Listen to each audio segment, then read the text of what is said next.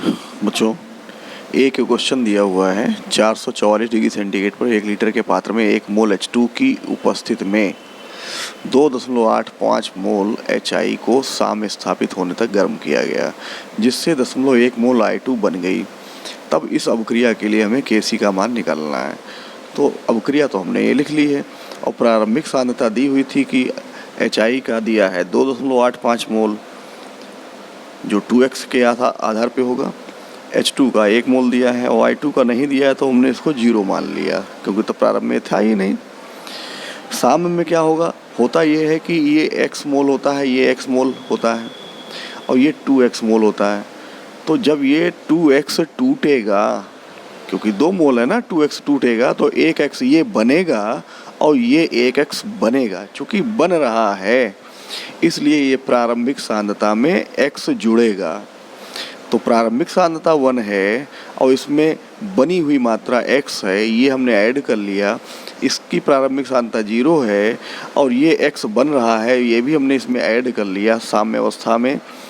तो इसका मान कितना है, अभी हमने बताया यहाँ पर 0.1 मोल है, तो हमने इसका मान लिख लिया 0.1 मोल।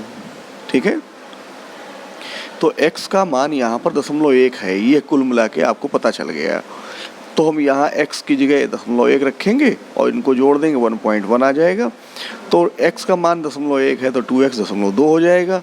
और ये चूँकि 2 मोल टूटा है, क्योंकि जितने मोल होते हैं वो उतने ही मोल टूटते हैं, और प्रारंभिक सांद्रता इतनी है, 2x टूट गया तो साम्य में बचा कितना, 2.85 माइनस 2x, क्योंकि ये विघटित हो रहा है, टूट रहा है, तब माइनस करेंगे, और ये बन रहा है तब प्लस करेंगे।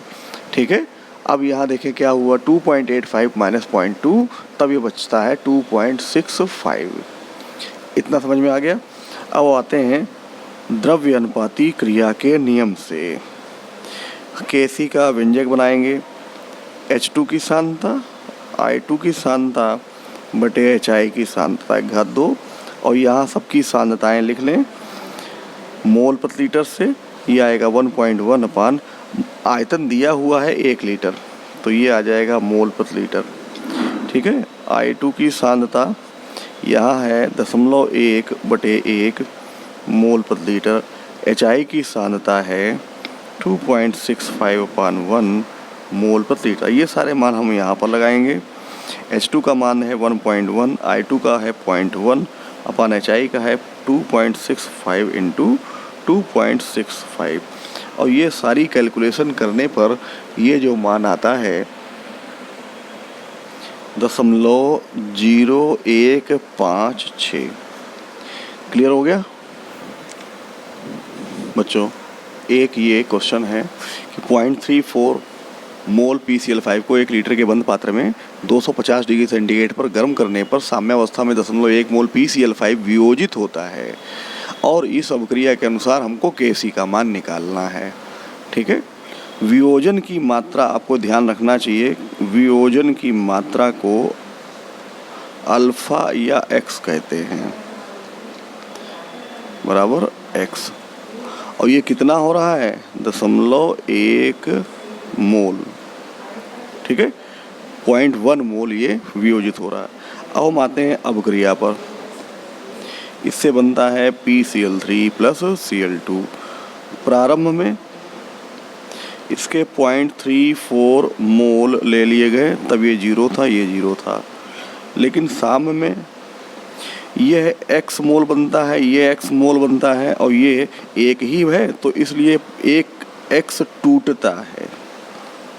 ठीक, तो बचेगा ये, और ये बता रहे हैं x का मान 0.1 है यहाँ पर, तो 0.1, इसका भी मान 0.1, और इसको 0.34 से 0.1 घटा दें तो आएगा 0.24 मोल।